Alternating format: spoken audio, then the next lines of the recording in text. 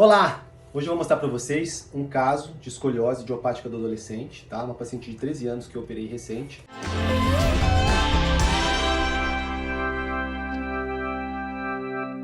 É uma paciente que obteve diagnóstico de escoliose idiopática, ou seja, não tem causa aos 11 anos de idade, ou seja, por isso, idiopática do adolescente, porque ela tem idiopática infantil, quando o diagnóstico é dado dos 0 aos 3 anos de idade, idiopática juvenil dos 3 aos 10 anos de idade, e dos 10 aos 18 anos de idade, idiopática do adolescente, que é o caso dessa paciente. Bem, ela foi operada a semana passada e ela apresentava no raio-x panorâmico AP dela, 45 graus na curva torácica principal, 45 graus também na curva tóraco-lombar, ou seja, duas curvas importantes. No perfil ela apresentava 16 graus de cifose torácica, ou seja, uma norma cifótica. Então, para classificar essa paciente e a partir da classificação determinar um tratamento, a gente precisa também das inclinações, direita e esquerda. Então a gente pede para o paciente jogar o corpo com a máxima força possível para um lado, bater um raio-x em AP, jogar o corpo para o outro lado, bater um raio-x em AP para ver o quanto de flexibilidade que existe nessas curvas, ou seja, para saber o quanto que diminui esses ângulos nas curvas, tanto na torácica principal quanto na tóraco-lombar. Então é isso que nós fizemos, eu vou mostrar aqui para vocês. Bem, então esse é o raio-x dela em AP com inclinação esquerda, tá? Que diminui a curva dela torácica, tóraco-lombar, ou seja, a curva lombar inferior, que ela tinha 45 graus, caía para 25 graus. Ou seja, em cima do muro para falar que essa curva é estruturada ou não. Então, uma curva estruturada, ela apresenta bastante rotação e diminui para 25 graus pela estruturação nas inclinações. Bem, esse é o raio-x em AP dessa mesma paciente, com inclinação, tá? Jogando o corpo para o lado, para a direita,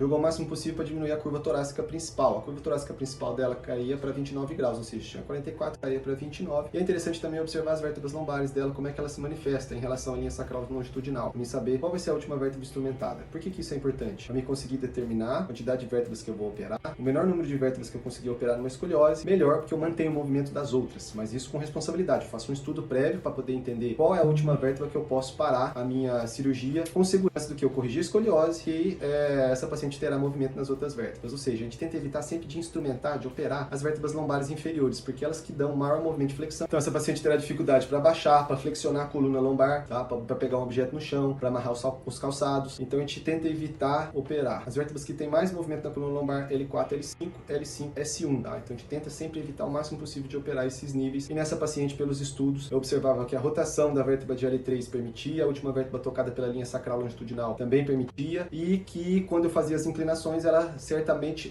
alinhava melhor e até passava um pouco da linha sacral longitudinal, ou seja, eu poderia parar minha cirurgia na vértebra de L3, que ia me dar um bom resultado, tá? E eu levo em consideração também outros parâmetros além desse, saber a quantidade de rotação que existe entre uma curva e outra, a quantidade de desvio da linha média também. Então tudo isso eu faço um estudo prévio. Bem, então esse é o raio-x pós-operatório ainda dentro da UTI, um raio-x de tórax dessa paciente, pegando quase todas as vértebras que eu operei. Então eu operei ela de T6 em cima, primeira vértebra instrumentada em cima, T6, que me deu bastante segurança para parar em T6, não mais baixo, nem mais em cima eu ia estar já entrando na curva torácica proximal que não precisaria. Essa pequena curva que sobrou lá em cima, com o tempo, ela vai equilibrando, você pode observar que os ombros delas ficaram bem equilibrados parando em T6. E a última vértebra instrumentada, ou seja, a mais inferior vértebra instrumentada foi L3, tá? L3 permitiu eu fazer uma bela correção e fazer que a curva que sobrasse compensatória, ela venha equilibrar com o tempo. Bastante importante nesses pacientes no pós-operatório, que é relativamente doloroso, apesar que essa paciente não sentia muita dor, no segundo dia já de pós-operatório ela já estava em pé, andando bem no corredor do hospital, dando 3 voltas, e ela não precisou de tomar sangue. Então esse dispositivo faz o quê? O sangramento que acontece durante a cirurgia dela, que a gente tenta evitar que esse sangramento aconteça da maior forma possível, isso com a ajuda da anestesia, controle de pressão arterial durante a anestesia geral, e também cauterizando bem os vasos para evitar o sangramento.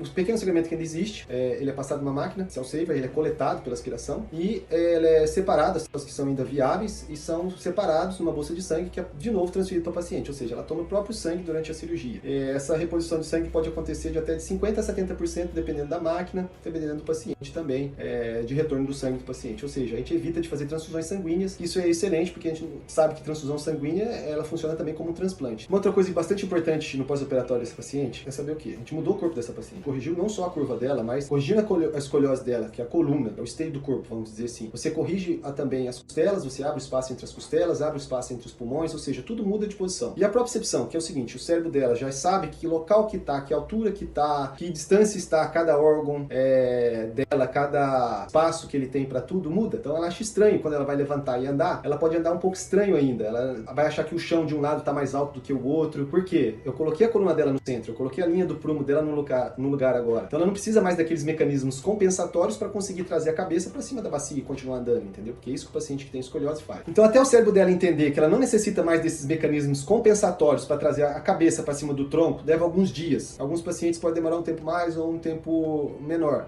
Muitas vezes eu preciso de um fisioterapeuta para ajudar a ter o controle de marcha, a orientar a posição do corpo, o paciente entender que mudou a altura do chão, que mudou, que está na posição certa agora, na verdade, entendeu? Então isso demora um certo tempo, existe um tempo que a gente entende que isso acontece. Às vezes o paciente pode até acordar, a gente vê que os ombros estão equilibrados, ele acordar com o ombro meio alterado, mas ele consegue por si só ajustar. Às vezes só de ficar na frente do espelho ele consegue já corrigir a altura dos ombros, mas não foi porque a gente colocou a cirurgia no nível errado e deixou o ombro dela torto. Não é isso, é a propriocepção que muitas vezes não está certo. Mas embora isso também pode acontecer, a gente colocar a cirurgia no nível errado. Então, mas acontece também, a grande maioria das vezes não é porque a gente fez um estudo errado e parou na vértebra superior errada, não. E sim porque o paciente ainda tem aquele mecanismo compensatório que ele utilizava antes para deixar a cabeça em cima do tronco. Isso é bastante importante. Então é bastante importante compartilhar isso com os pacientes também que operaram de escoliose ou que vão operar de escoliose, porque isso acontece, tá joia? Um outro dado importante também, pós-operatório é doloroso, mas são medicações analgésicas que ele vai tomar, que vai controlar essa dor no pós-operatório, e depois que passa essa fase de pós-operatório inicial,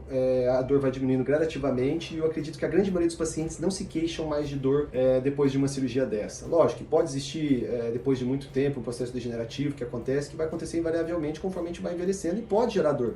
Orientamos também os pacientes no pós-operatório mais tardio a fortalecer a musculatura que dá estabilização pro tronco, entendeu? Então, o trabalho de fisioterapia, de fortalecimento da musculatura é essencial, né? Porque o paciente operou de escoliose que acabou-se o problema, não. Então, nós temos a musculatura que dá sustentação para a coluna e ele tem muitas vértebras ali que não foram operadas, entendeu? Que depende da musculatura para estar estável. Então, o fortalecimento da musculatura lombar do core é extremamente importante no pós-operatório já mais tardio, lógico, observando sempre esse paciente, perguntando para o médico que momento é o momento certo para iniciar esses exercícios de fortalecimento muscular. Bem, essa paciente está andando desde o segundo pós-operatório, está super bem, já recebeu alta e é isso que eu gostaria de mostrar para vocês. Uma dupla maior, Lenk 3. Muito obrigado a todos. Tchau, tchau.